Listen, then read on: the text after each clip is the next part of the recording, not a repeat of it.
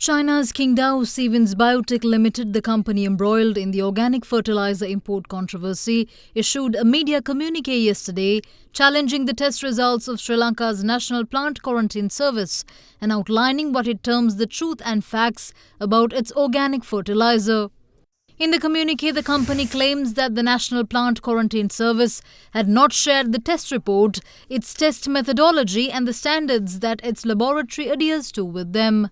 It also claims that despite it requiring 6 days for Erwinia to be detected in samples, according to Rule 27 of the International Plant Protection Convention, the NPQS had only taken 3 days to conclude that the samples contained the bacteria. The company also alleged that the NPQS had tested the samples for Erwinia at the wrong temperature of 37 degrees instead of 25 degrees, according to the International Plant Protection Convention. What's more, the statement alleged that it takes at least 13 to 14 days to confirm Erwinia through testing. Qingdao Stevens Biotech also says that its samples had passed tests carried out by the Scudder Group, a third-party international testing organization designated by the Sri Lanka Standards Institute and Chinese Customs Export Plant Quarantine Department before shipment on the 23rd of September. The company also alleged that the NPQS had ignored these test results and instead stuck to their own reports as the basis for judging the quality of the fertilizer. In conclusion, the company has called for further testing to be carried out by the Swiss SGS Group, which is considered a global authority for such tests.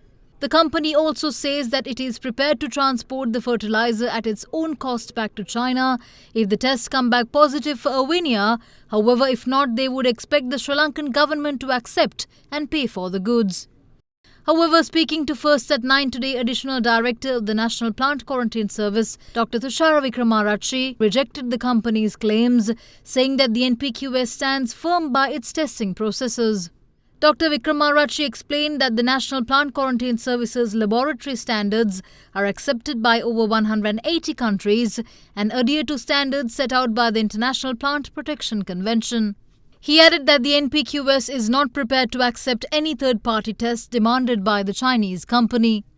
Meanwhile, addressing a media briefing today, Minister of Agriculture Mahindananda Alutgamage assured the public that the government's stance is that this particular shipment will not be allowed to dock in Sri Lanka. He adds, however, that the government is prepared to accept any future shipments as long as the samples pass third-party and local testing regimens.